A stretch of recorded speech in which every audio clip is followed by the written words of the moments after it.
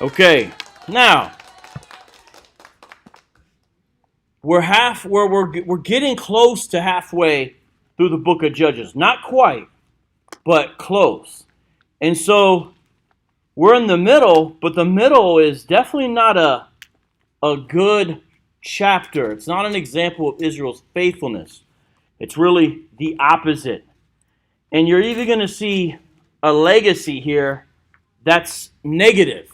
Because you guys remember who was the judge we just got done talking about prior to this? Gideon. Didn't he do pretty good overall? What did Gideon do that was good? He led his people. He led his people, yeah? Well, led his people to what? What else did he do? Gideon, what did he do good? You guys remember how it happened? Tore down the altars. God told him to tear down the He also destroyed idolatry where he could. That's good. changed his life after that. Yes. Before that, he was a coward hiding in the wheat press, I believe. Yes. And then the angel appeared to him, man of valor. Exactly. So Gideon was one of the better judges. And they had victory over the Midianites who would come and take their crops after they worked all hard. Their crops, they would come and snatch them up. That's no fun, right? Imagine working all hard and then someone, it's kind of like how the government taxes you, except they just did it outright. Thank you, brother. All right. So as we look at Judges chapter 9, we're going to see one of Gideon's sons. One of Gideon's sons. And here's something to remember before we start reading Judges chapter 9. Does anybody remember? True or false? Did the Israelites ask Gideon to be their king? True or false? True, they did. And he said, no. God is your king. Sounds good. Way to go, Gideon. But then he started collecting money from them. Right? You remember that? He took their golden earrings. Said, give me that gold off your ears. He got a harem, which means he got a lot of wives plus kind of sex slaves wives, concubines. Had 70 kids. We're going to find out. Man, that's a lot of child support. Yep. He started kind of living like a king. At the end of his life, it's like he said no, but then he started living, but not like a king over all Israel, kind of more like a local ruler. You know how there's levels, right? And he was kind of like this local guy.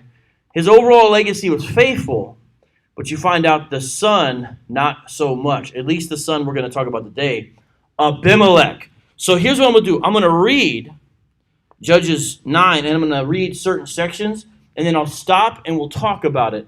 And we're going to try to read this whole thing so we can understand it. And as we do this, keep in mind, God is sovereign and God is in control. These events are in here for a reason, and God is going to show his power even over this situation before we get to the end. Verse 1. Now Abimelech, the son of Jerubbaal, well, hold on, vocab. I thought you said we were talking about Gideon's son. Gideon had a nickname or another name, which was Jerubbaal, which I guess means Baal will contend or contend against Baal, I believe is what it means in Hebrew. But so whenever you see Jerubbaal, understand we are talking about Gideon. So, and the way I know that, by the way, if you're like, where did he get that from? Well, just put your eyes up real quick to 835. You guys see 835? It says Jerubbaal. That is Gideon. See, I'm not making it up. It's right there. So it's like his AKA, right? So we're talking about Gideon's son. Went to Shechem. And if you notice in your notes, I've actually got a picture of modern day, the ancient site of Shechem. It's on the back page. That's actually Shechem. I'm going to talk more about that later. But it's a real place. Went to Shechem to his mother's relatives and said to them, and to the whole clan of his mother's family. So notice it's not his father. It's not Gideon. It's the other side. It appears Gideon had a concubine who was a Shechemite, most likely a Canaanite. Probably not an Israelite from what the account looks like. And then you have him going over there because a lot of times these concubines wouldn't even be able to live with their man, if you want to call him that. And so they would live with their relatives. So she's in that situation. So he probably didn't really know his dad even that well. So he's going there playing on that side of the family. Now watch what he's going to say. Remember, this is like a politician's speech. Say in the ears of all the leaders of Shechem, which is better for you? So notice they always appeal, these politicians, to your own self-interest. Which is better for you? See what I'm saying? That all 70 of the sons of Jerubbaal rule over you, or that one rule over you? Remember also that I am your bone and your flesh. What's going on there? He's like, look, you guys wanted Gideon to be king. He kind of did, he kind of didn't. But you know, I'm his son. And isn't that how we do this in the ancient Near East? Father to son, right? I guess how the kingship goes, right? Which is nice because we don't, whatever America's flaws, we don't have that. We don't have a hereditary system. Imagine if we'd still be ruled today by George Washington's sons or something like that. Regardless of the qualifications, right? It's not the kind of system you want because it has nothing to do with your qualifications to leadership. But here Abimelech is playing on the fact that Gideon was his father. And guess what the name Abimelech means in Hebrew? It means my father is king. Now, we don't know who named Abimelech. Could have been Mama, like, well, yeah, he was. Could have been Gideon himself. Well, I'm not really a king, but then again, or maybe they're saying God is king. But it seems like Gideon is kind of saying, hey, daddy's king, you know? Because his name Abimelech means my father is king.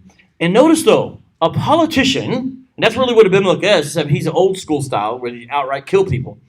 They always appeal to your self-interests. Don't you want your college tuition paid for? Don't you want free X, Y? Yeah, I want free. Yeah. They always appeal to get power because they know you're greedy. Well, I'm not greedy. Everyone is about their self-interest. So politicians appeal to that to get power. Not because, I'm not saying there's no good politicians. I'm saying because they want power and they know you're greedy. So it's a mutually problematic system. That's why in a democratic society, and again, not saying it's perfect, we generally get what we deserve. And the Shechemites are going to get what they deserve in this situation because guess what? They're going to be like, you know, Abimelech has a point. It's kind of a silly point. Were really 70 sons going to rule the Shechemites? No. He's creating a ludicrous scenario in the first place. Like they're going to have 70 rulers, right? And then he does what's called identity politics. Don't you want someone who is of your same ethnic group over you? Wouldn't that be best? Right? I saw a lot of people be excited when Kamala Harris became the VP. And okay, I understand. And look at the strong woman's example. But sometimes we let that fact that we're glad about that trump any issues these folks have with their leadership. And you can name other examples. Let me just say what I mean by that. Do you think, and I'm not the first person to make this point, do you think back in the day when Jezebel was the queen, the young women of Israel were like, you know, I know she's wicked and leading Israel into idolatry, but she's a woman in power, and you need to idolize that. Now, I know it's kind of controversial to say something like that, but merely because someone is like you or looks like you or in some way doesn't mean they're a good ruler automatically. It's better to be ruled over by someone who's not like you, that's just. We got to get out of the mindset of identity politics. That's exactly what he does to them, though. I'm on my mother's side. I am one of you. He is literally doing the same thing politicians do today. Do you guys see what I'm saying? Yeah. It's the same old. But does that mean he's going to be a good ruler? Heck no. You're going to find out. You're going to learn today. Verse 3, and his mother's relatives spoke all these words on his behalf in the ears of all the leaders of Shechem. He didn't even do it himself. He has what's called a street team. Hey, yo, a street team. He sends out a street team, and they come in the ears of Shechemites. They're like, yeah, that's a good point. That was their old school social media, right? They might have had some flyers, right? Shechem for king. Grab one of these hottest mixtape. Here's a sampler, right? It was kind of like that, right? You guys know what I'm talking about. You guys don't live in Chandler. You live here. And their hearts inclined to follow Abimelech. For they said, he is our brother. Notice the big reason. Well, he's going to be great. He's one of us. He's going to be great. It's going to be awesome. It's going to be fantastic. It's like, I'm part Italian. if Giuliani, he's the only one who ever had a shot, if he became president, I'd probably be somewhat excited. Hey, we finally got an Italian in there. There's never been an Italian president or vice president. You know that? We got Irish, everybody else. Never been an Italian. But doesn't mean I would like everything about Giuliani. It doesn't mean I would think he's flawless. I might celebrate for a minute, so I get it. Anyways, this is keeping it in perspective, right? And they gave him 70 pieces of silver. Oh, so they can hook him up to start his, he got a little political action committee and everything. Out of the house of Bel-Berith, they took the money from the treasury of one of their idols. Fascinating. This dude's campaign is funded by idolatry, with which Abimelech, listen to this, hired worthless and reckless fellows. He's putting his cabinet together. He hired worthless. Well, things are so different back then. The Bible's not relevant. What are you talking about? Read this. He hired worthless and reckless fellows. That's what they do now. I mean, this is tired of true human nature who followed him. These are basically mercenaries in a way. Or, you know what we call them now, right? Goons. That's what you say now, goons. You call them goons. If they were Italian, you would call them Goombas. That's what a Goomba is like, kind of that kind of guy, you know? And it's kind of messed up. Mario Brothers, you kill Goombas? It's like super racist. You have Italian on Italian crime? Mario's killing Goombas? What is this? Okay, sorry, I'm getting off a little bit here. But am I wrong? Mamma mia. And he went to his father's house at Ophrah, not Oprah, and killed his brothers, the sons of Jerubbaal, 70 men on one stone. Fascinating. This is some kind of ritualistic killing, either all at once in one place or one by one. Kill them all right here on this stone. Remember, he killed them on a stone. That's going to be important later. But Jotham, the youngest son of Jerubbaal, was left, for he hid himself. So he played a little game of hide and seek, and he managed to escape. So there's one son left. So maybe perhaps it looks like he had 71. Depends how they're counting it here. But Jotham escaped. Jotham's name means Yahweh is perfect. That's what his name means. And all the leaders of Shechem came together, and all Beth Millo, and they went and made Abimelech king by the oak of the pillar at Shechem. Verse 7. When it was told to Jotham, he went and stood on top of Mount Gerizim and cried aloud and said to them. Now, Mount Gerizim, there's these two mountains there, right, that you would have Gerizim and Ebal, and then you have this kind of dip with these prominent peaks, right? And what it did is it created a natural amphitheater. So when he would speak, a lot of people could hear him down in there because of the way the acoustics were. I know some of you guys like amphitheaters. I think Eric likes amphitheaters. Did he propose to Sierra in one? So he likes amphitheaters. Glendale Amphitheater. There's a video online. You can watch it and everything. Oh, Eric's so sweet. So this is an interesting thing because back in the day, they took the Israelites and said, here's the law. You could choose life or death. Choose life or death. And they stood on these two mountains. It was like the life side and the death side. It was telling the Israelites, if you do this, you're going to be blessed. If you do this, you're going to be cursed. So he's in that same spot. And it's like they're facing that choice again. You're going to choose life or death. Abimelech or what God wants, right? And we'll listen to this. This is one of the Bible's first and few fables. Fables. Because there's a parable. But a parable is different than a fable. And a fable is something where inanimate objects speak. They have character. They're personified. So, for example, trees or animals, right? And so he's going to tell a fable, right? Now listen to this. Listen to me, you leaders of Shechem, that God may listen to you. So he's starting hot and heavy there. The trees once went out to anoint a king over them. So right away you should understand the Shechemites, the people in the area, are the trees. And they said to the olive tree, reign over us. And again, being part Italian, everyone knows olive trees are the best. Just kidding. But the olive tree said to them, shall I leave my abundance by which gods and men are honored and go hold sway over the trees? So it's saying, the olive tree's like, I'm happy I'm doing something. You want me to go be shade for you want me to stop producing olives and olive oil and go just be shade? Buy an umbrella, fella. No, I'm not going to leave. I'm happy. So they can't get the olive tree, which is kind of like the best one, right, in the story. And the tree said to the fig tree, You come and reign over us. But the fig tree said to them, Shall I leave my sweetness and my good fruit and go hold sway over the trees? And the tree said to the vine, You come and reign over us. So notice it's decreasing here about which one would provide more shade. Now we're all the way down to just the vine, right? And by the way, part of this, and I'm going to apply it to politics, sometimes the people who would make the best politicians or leaders, they're content doing something else. They don't want to put up with it. They don't do it. So we get the people who want power a lot of times instead, who aren't the best. So it's like this decreasing order of who's actually qualified. That's what's happening in this fable. So watch when they get down to the shrubbery that's going to represent Abimelech. Watch this. Because remember, Jotham, the one living brother, is telling this fable to the Israelites. All right, verse 12. You come reign over us. But the vine said to them, Shall I leave my wine that cheers God and men and go hold sway over the trees? Then all the trees said to the bramble. That's like that worthless kind of rolling kind of thorn bush kind of thing. There actually was a plague in Israel. Because you know how it happens. If it catches fire, you can lose your field. Because it's dry. That's the bramble doesn't provide any shade. It's the opposite. It's a scourge of the land. And yet, bramble maybe? You see how it's going, right? Fine.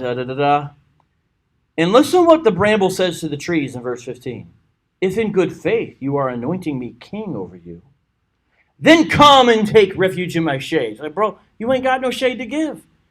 Politician making a false promise, telling you something he cannot even provide.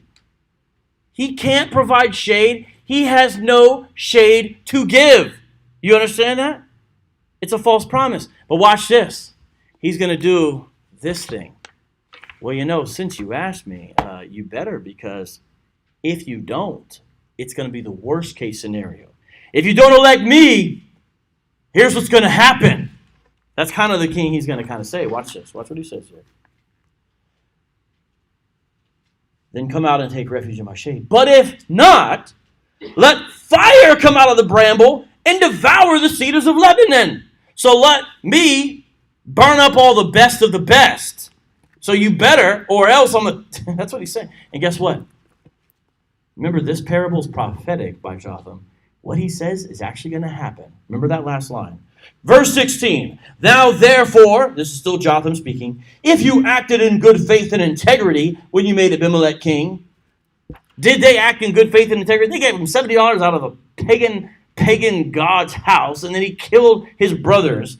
These are the children of Gideon, right? So it's kind of like he's like saying this, but anyone in the crowd should be like, oh, I guess we kind of didn't, right? Now that I think about it. If you have dealt well with Jerubbaal and his house and have done to him as his deeds deserved, for my father fought for you and risked his life and delivered you from the hand of Midian.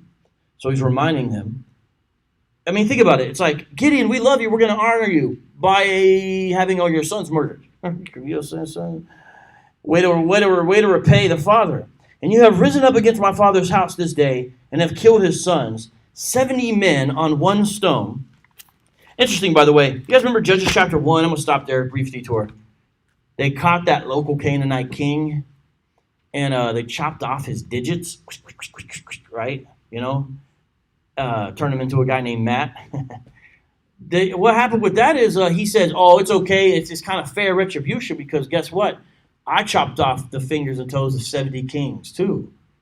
I don't know if there's a significance, but it's interesting that bad king they caught in the very beginning of Judges chapter 1, he also says he chopped off, it was 70 people to get where he was. And now you have Abimelech cutting down 70 of his own brothers, right?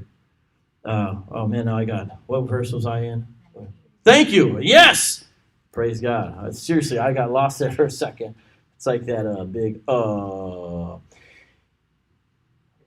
If you have then acted in good faith and integrity with the Jerubbaal and with his house this day, then rejoice in Abimelech and let him also rejoice in you. You guys deserve each other. That's what he's saying there. Verse 20. But if not, let fire come out from Abimelech and devour the leaders of Shechem and Beth Millo, which is exactly what he said, right? He's saying that's going to happen if you do elect him and it ain't right. You see what I'm saying? Let fire come out from the leaders of Shechem and from Beth Millo and devour Abimelech. So you guys just, if this ain't right, you guys are going to kill each other. Mutual destruction. And Jotham ran away and fled. So he had to do his hit and run speech because he's probably like, well, hey, we got to get this one last guy, right? probably, it's like the last dude. So he's like, makes a speech and he's like, ducks out real quick. Jotham ran away and fled and went to Beer. That means he went and got a cerveza. It doesn't mean that. It's the name of a place, everybody. And lived there because the drink was good. Just kidding. It doesn't say that either. Because of Abimelech, his brother. Just seeing if you're paying attention, right? Now, verse 22 is going to be the downfall. You're like, well, hold up. How are we in the downfall? We're already in the downfall section, right? Yes, we are. We're already in the downfall section. Abimelech ruled over Israel 3 years. That's it. Imagine killing 70 of your brothers and all you get was 3 years reigning out of it. And God sent an evil spirit between Abimelech and the leaders of Shechem. The leaders of Shechem dealt treacherously with Abimelech, that the violence done to the 70 sons of Jerubbaal might come, and their blood be laid on Abimelech their brother, who killed them, and on the men of Shechem, who strengthened his hands to kill his brothers. And the leaders of Shechem put men in ambush against him on the mountaintops, and they robbed all who passed by them along the way, and it was told to Abimelech. So I'm going to stop right there. Now, you've got to interpret this somehow. Your interpretation, you can have somewhat different, but I'm going to give you what I think is the best and the valid, because 9:22 can be tough. It says God sent an evil spirit. So we're not going to be like Jotham and run away from the passage. We're going to find out, what does it mean? And you may say, well, I don't like vocab's answer. That's okay. No one's saying you come up with something else biblical that deals with the text, and that's okay. And so you could say, well, but here's what I believe it means. And the thing is, it's not inconsistent with God's behavior in other places. And let me show you what it is, where it says God sent an evil spirit between Abimelech and the men of Shechem. The Hebrew word there is ra'ah, and it means bad. So it is a bad spirit, right? And the indication seems, because it says he sent. So it doesn't seem to be just like, oh, it's a bad spirit, like a bad vibe, because that's how some people kind of try to interpret along those. But it says God sent. So it seems like there's an active presence, meaning a demonic spirit. That's what it seems most likely, because it's sent by God to fulfill Jotham's curse. This demonic activity, and I'm reading from the notes here, right, because I wanted to get this part right. It aroused distrust or jealousy in the Shechemites. He sent an evil spirit to actually bring division between them, to punish them.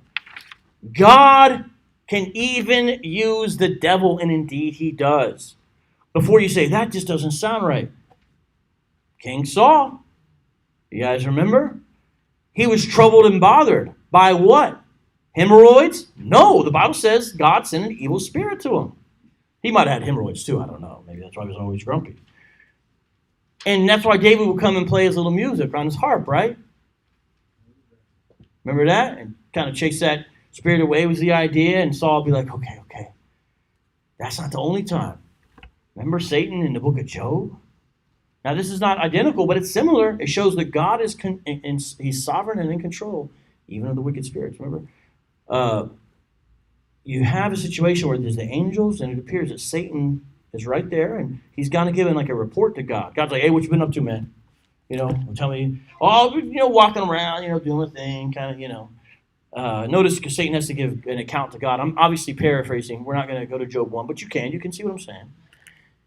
And Satan doesn't say, hey, you got anybody I can mess with? God says to Satan, have you noticed my servant Job? Some of you guys let me be righteous, Lord, but not so righteous that God brings up my name to Satan as a candidate for torture. Right? It's like, I've seen Job around the way. The thing with Job is he just likes you because you got him hooked up, bro. I mean, he's living his best life now. He's living the Joel Osteen prosperity gospel. His teeth are perfect. I mean, look at him. You know what I'm saying? He goes first class on all the camels. Look at him. God's like, you think, okay. You can go ahead and do whatever you want. Just don't touch his body. Satan is like, he wastes no time. Within an hour, Job loses everything. Satan is super fast. It's if you read the account, it is literally one thing upon another. Oh, my refrigerator broke today. My car battery went. That's enough to depress me for a day. 2 things like that. Job lost his house, his family, everything, his livestock, everything like that. In America, the stock market goes down. People jump out of windows. Job tears his clothes. Is like, dang. Right? Satan comes back. Well, you didn't let me give him disease. So it's called moving the goalposts, right? God's like, okay, you can't kill him, but you could go ahead and afflict his body. Job immediately, he goes from Arnold Schwarzenegger to Pee Wee Herman or something like that. I don't know the reference, right? Or better yet, from Twins, he goes from Arnold to Danny DeVito. Some of you guys are like, what are you talking about, bro? That's all right. Overnight. And yet, he's faithful. He's not perfect, because he's a human, but he's faithful. God is doing this, and then at the end, God comes at the end of the book of Job and never really tells Job why.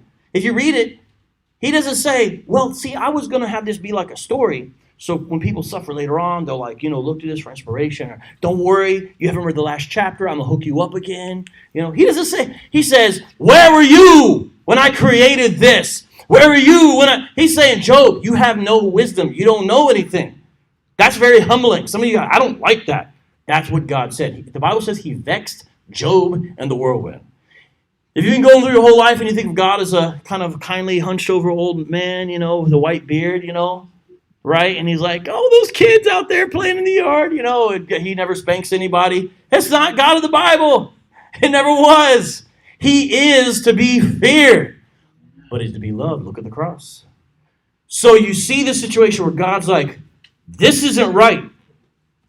I'm going to send an evil spirit.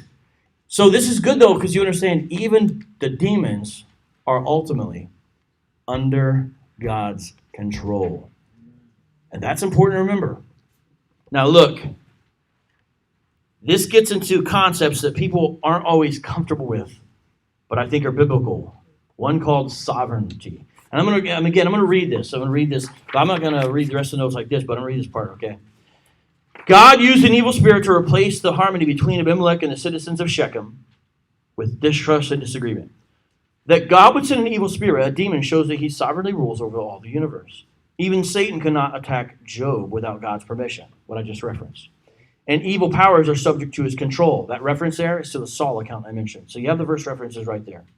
This shows God's sovereignty, an important concept, but a hard to spell word. God's possession of ultimate authority and power. Sovereignty is a characteristic of the all-powerful, all-knowing Creator. He governs the universe for his own purposes. He even saved you for his own purposes. I thought he saved because I was so spiritual and cute. No, he saved you because for his own reasons and purposes. Read Ephesians 1 and read Ephesians 2. It doesn't say because you were so epic. It says because God wanted to do this. He loves you before the foundation of the world. Again, some people will like this and they rejoice in the fact that God's in control. Other people, it's hard to handle. And you got to work through these things. And it doesn't always answer every question because then you're like, well, if God's really in control, what about this over here? It's a real thing we got to deal with. But it's first important to understand who God is and not make him in our own image, right? This also deals with something called God's providence. You don't hear that word every day. But there's a place called Providence, Rhode Island. I don't know, you guys probably never been back east. A couple of us have, right? I haven't been really to the Northeast, but I've been over there a little bit. They named it for a reason. Providence was very important to the early Puritan Christians. They saw God's hand everywhere. If you read the account of Plymouth Colony, for example, written by the governor, William Bradford, he's constantly talking about God's providence and the things that happened to the pilgrims. He viewed it as God's working in their everyday lives, right? And again, this is not to say the pilgrims are perfect either. Someone's going to say, yeah, but the pilgrims did this. I know, but they understood God's providence, and that's important. That's his loving care and governance that he exercises over the created universe. The biblical picture of God's providence is that he's omniscient, he's omnipotent, he's a perfectly good being, has exhaustive knowledge, that means complete or total knowledge of the past, present, and future, and the simultaneous, by the way, and exercises his power to ensure that every event is part of his perfect plan, even what demons and even Satan himself does. Now, wrestle with that, but we got to move to the next part. We are now in Judges, chapter 9, verses 26 and 27. And Gaal, the son of Ebed, moved into Shechem with his relatives. So newcomer comes to town, right? All right, now watch this. And the leaders of Shechem put confidence in him. So Shechem's like, hey, this guy's all right too. This new guy, he's doing all right, okay. And they went out into the field and gathered the grapes from their vineyards and trod them and held a festival. Now, if you look in your notes, I'll talk a little about this. This is a pagan festival. This is something the Canaanites did. The Canaanites are the people around them who are idolaters. And that's why, as harsh as it may sound, God said to Joshua, you got to wipe these folks out because they're going to be a snare to you. I want you to judge them by my hand through this conquest and these wars, because if you don't, this is what's going to happen. And guess what? That's exactly what happened. So you now got Israelites living like Canaanites, right? And it's hard to tell who's who in this passage. They're even celebrating their crazy festivals and feasts, right? All right, put confidence in him. And they went out in the field and gathered the grapes from their vineyard and trod them and held a festival. It's not a biblical festival. And they went to the house of their God and ate and drank and reviled Abimelech. So they go to their little temple, right? And it doubles as a bar. So, right, you see, they go to the house of God and get drunk. They're like, hey! Imagine if you came to every Sunday morning while Gabe was preaching. Hey! Get another one, right? And by the end of the service, everyone's like, hey, man. That was a good. And guess what? When people get drunk, they start talking crap. Liquid courage. That's what it's called. Well, this is about to be a man who's about to have some liquid courage here, right? And look at it. Listen to what he says. And Gaal, the son of Ebed. Okay, where to go? All right. And Gaal, the son of Ebed, said, "Who is Abimelech? And who are we of Shechem that we should serve him?" If you could imagine you could make a curse word version of this, of how people talk. The Bible's so weird. No, it's the same. That's what people still. Oh, who is that? I don't know who that is. Who? You see what I'm saying? That's exactly. I don't even know who you are. He's saying that kind of thing. So he's like kind of a new leader trying to rise to power, and he's like, "Who is this guy over us?" Right? So he's getting his liquid courage. Is what he's saying, right? Look what he says. Is he not the son of Jerubbaal? And is not Zebul his officer? Oh, but I thought he was one of us. But now he's saying, well, his dad's not really one of us. You see what I'm saying? He's playing on the fact that his dad was Gideon, an Israelite. And it appears perhaps some of the people he's speaking to might have been Shechemites or Canaanites. But it's hard to tell, again, in this count who's who, because you're going to see at the end, they're referred to as Israelites. So it's like they're basically blending in. There's like no difference between them and the pagan neighbors in the way that they live, right? So it's like, why should we? He's not really one of us. He's he's a half-breed. That's what he's saying, right? Serve the men of Hamor, the father of Shechem. But why should we serve him? Let's keep it local, he's saying.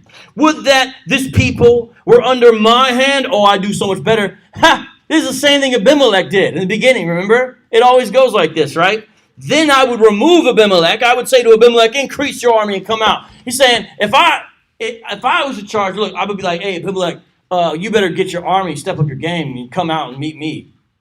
He's saying, like, increase your army, then let's fight, right?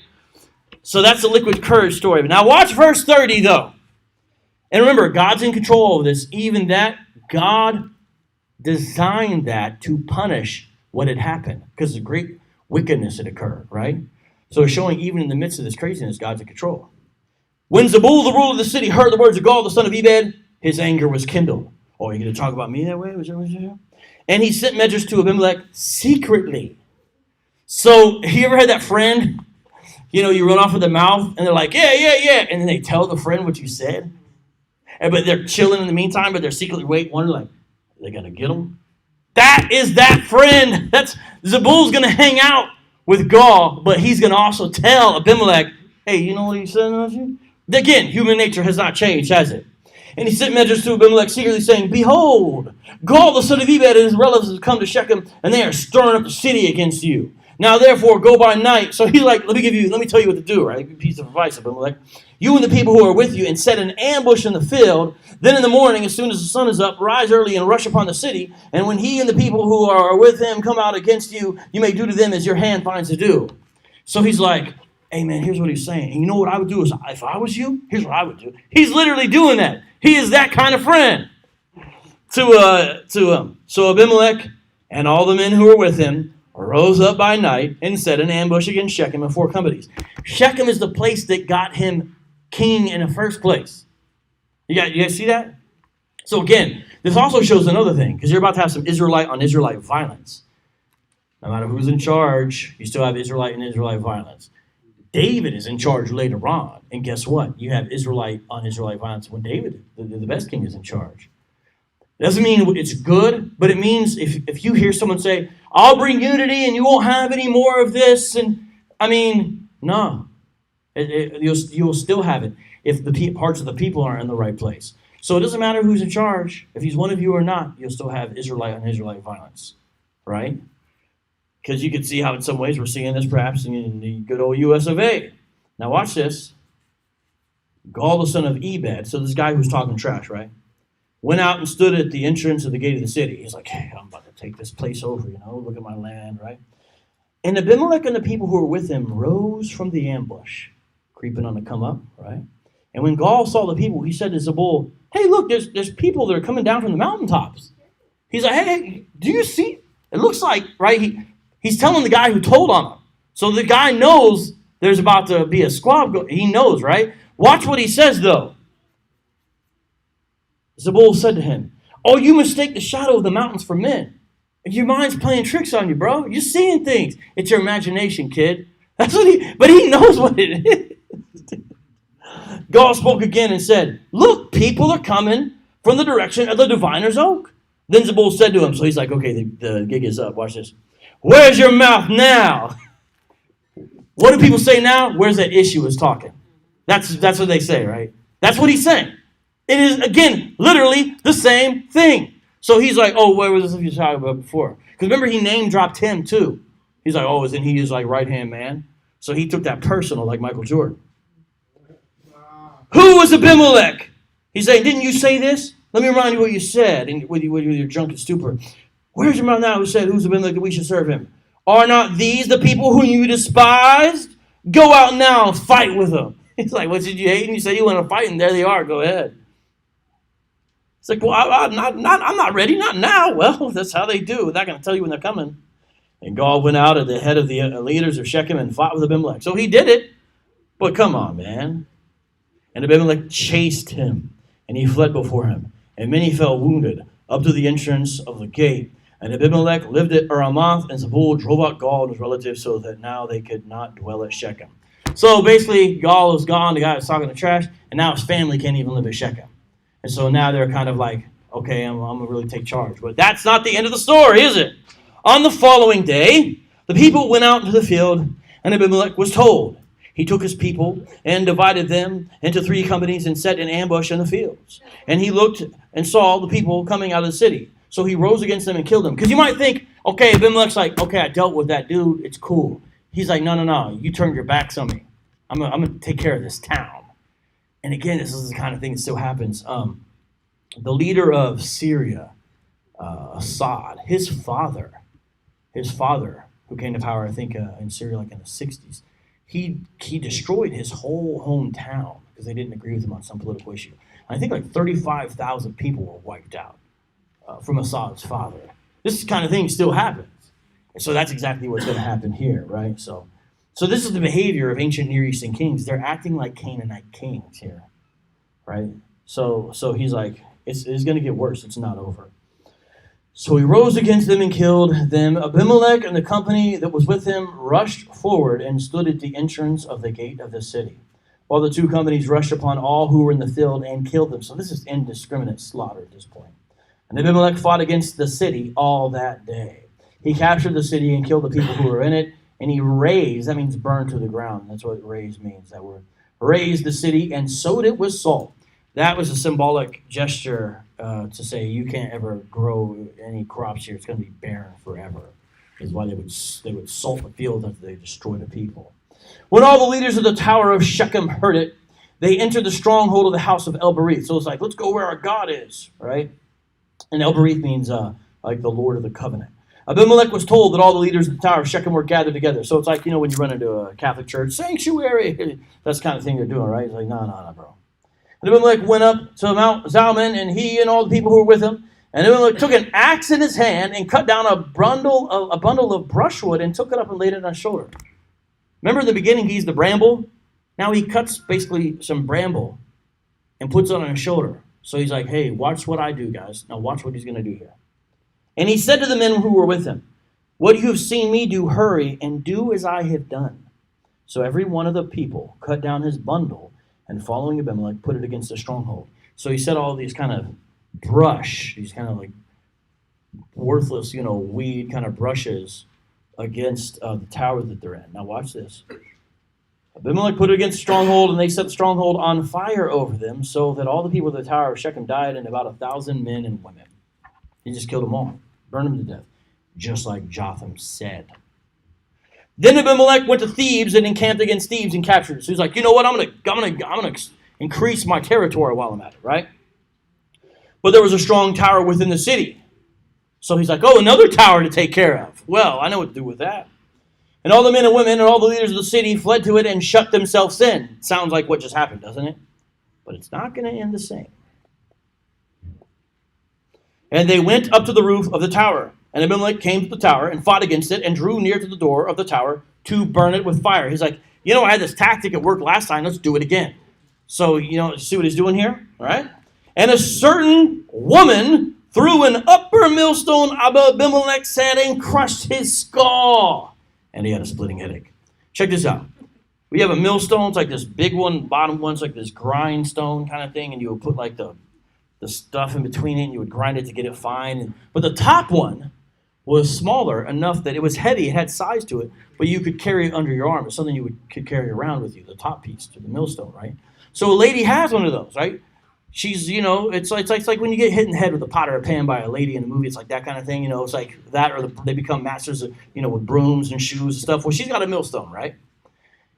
And this lady had some kind of aim, right? Or something else. God is sovereignly guiding this millstone. Maybe a little bit of both. You know, who knows what she did in high school, right? So she's got this millstone. She's like, oh, that's the guy about to burn us all down? Well, I got an idea. 1 in 1,000 shot. He's not dead, but he knows he's about to die. He's like, you know, old cartoon with stars and stuff, all that's going on, but he knows it's like his last breath. It's an unnamed lady. How many ladies are going to be killing wicked people in this book? You guys remember Sisera with the... Nailed it. Yeah, through the temple? Nailed it. Yeah, she nailed it like Martin Luther, right? I think he's on my shirt somewhere. But, so this lady... Right, this is a dude that's killing everybody, and notice, what did he kill his 70 brothers on? On a stone. It's not an accident. It's not me being corny. It's God's retribution. Oh, you killed your 70 brothers on this one stone? You decide you're going to die that same way, with a stone to the head, right? Now watch this. Then he called quickly to the young man, his armor bearer, and said to him, draw your sword and kill me, just like Saul did. Remember that? Lest they say of me, a woman killed him. He's like, I can't go out like that, man. So now we don't know how he was really killed. It's in the Bible. Everybody knows. It was a woman with a millstone. It's like, sorry, dude. You know, you could have made it. He might have still been alive today if he didn't do that. Who knows, right? And his young man thrust him through, and he died. He's like, I got your back. And when the men of Israel saw that Abimelech was dead, and remember as I said, it's going to sound like Canaanites the whole time, but they're never referred to Canaanites. But then at the end it says the men of Israel. So they have become thoroughly Canaanized in every way. Because look who it is in verse 55. When the men of Israel saw Abimelech was dead, everyone departed to his home. So it's like, well, you know, it's destruction. Killed a couple towns, killed a bunch of, you know, killed off the family of Gideon, and going to go back to doing what I was doing before. It's really all of this for nothing, just a judgment on Israel. Because they put their faith in wicked leaders instead of God. Verse 56. In case you missed it, the author spells it out. Thus God returned the evil of Abimelech, which he committed against his father, and killing his 70 brothers. And God also made all the evil of the men of Shechem return on their heads, and upon the men the curse of Jotham, the son of Jerubbaal. Now, we don't have time to go over it, but I have a little section here where it says Judges 9:42 through 49. I have a little section on archaeological notes. I'm not going to do that here. The reason why I bring these things up when I have these little things about the archaeology of some of the places we've been in Israel, because I want you to remember how real this is. It doesn't mean that we've discovered every place in the Bible, okay? There's still places we don't know about. But we found a lot, and they confirm a lot of what we talk about. And I've even given a link to a website on the bottom. It's a biblical archaeology site that tells more about Shechem and how archaeology has confirmed a lot of what we see in the Bible about the place of Shechem. So I'll just bring that out as sort of a point for you to understand this is not a comic book. This is real and it really happened. And I know we're all just kind of middle class going through our life, and I have not been, but this reminded me to remind you, consider going to Israel. Consider trying to link up with somebody, and I've never been, so it's but I'm saying it's a time to remind you. Has anyone been in here? I have a friend that does tours out there. He lives out there. Got to hook it up. Got to hook it up. It brings a lot to life in the scriptures, and remind you, this is not a fairy tale, ladies and gentlemen. This really happened, right? And so I just bring that point out, so that's for you to look at, as well as the last note it is as well. But here's the thing. The human heart wants to be led. We act like we're so independent, but at the end of the day, we really want a leader. And we look a lot of times to leaders as if they're really going to solve all of our problems. But they're not, they can't, and they won't. And so we've got these bad wannabe kings who just use you up and then bring destruction on your head. And that still happens all over the world, not just in America. It is really worse in other places because there's less checks and balances, right? As bad as whatever you think it is, it's way, way worse. And it's going to happen till the Lord comes back. That's why it doesn't mean you're not politically involved. I hope you didn't get, I'm just saying we recognize human nature. Whatever your political theory, and today's not about politics, it's ultimately about Jesus. He's the leader, right? That's what I'm saying here. Whatever your politics, it's important to go forward in politics, recognizing the wickedness and the selfishness and the greed of the human heart, not thinking that men and women are angels. If you have a political theory that's based upon the idea that people are basically good, you'll go astray in your political theory. That's why communism has never worked. We won't just mutually share unless there's a self-interest for us. That's why communism, socialism have not worked. That's why Marxism has not worked. Because it's based upon a false understanding of who we are. That's why you want a system that limits power and has checks and balances, because you recognize the wickedness and evil of the human heart. Vote that way, understand that way, process things that way. It doesn't mean you think you're good and they're not. We're all equally bad. Now, the Lord's supposed to redeem us, so we're supposed to look different, right? Not be Canaanized, but at the same time, have a real view of these things. But then at the same time, realize it's never the ultimate solution. The guy gets 4 years, maybe he gets 8 years. Okay. Jesus is going to have an eternal reign. The question is right now, is he ruling and reigning in your heart? The way you know that is by what we do and don't do. And there's the ways we recognize we still rebel against him. We're believers, but we have the struggle. The Bible says, put on the new person, right? Put on the new man, put on the new woman. And so we have to constantly remember, Jesus is Lord over my life. So if the Bible tells you to do something, then do it. If you know there's a right thing to do, then do it. If you know there's a wrong thing, I know it sounds simple, but that's the sign that Jesus is king. He's the real ultimate Lord over your life. Not even always your self-interest, because there's things that the Lord wants you to do that may not seem like they are in your best interest. And your family say, what's wrong? You're stupid. Why are you doing this? Why are you working less hours? Why are you not? Because, and it's because what the Lord is telling you to do. You guys know what I'm talking about, because you all have these kind of crossroads in your own life that you have to face. And so we can look at them and be like, dang, those people were stupid. Yeah, but where are you at? How is God your king in your life? That's the challenge we leave today. And we look forward to Christ's rule and reign. Won't it be beautiful when Jesus cracks the sky, comes back on a white horse, wipes out wicked kingdoms, sets up a perfect kingdom, dries every eye, dries every tear. There's no more injustice. No cops are going to kill anybody. You won't even need cops. I'm not saying there's not going to be cops in heaven. There'll be saved cops in heaven. Pastor Gabe's friend, for example, I think he'll be there, right? He's a believer. Is he a believer? Your buddy? Is your buddy the cop a believer? Yes, he is. Okay, well, hopefully we'll see that brother there, right? And it'll be a beautiful thing. So we look forward to that, but then while we're here, try to establish the kingdom of God on earth. So we're not like Abimelech and those Canaanites, and we're more like people who are serving him. So with that, let's pray, ladies and gentlemen. Thank you very much, Lord, for this beautiful day that you have given us.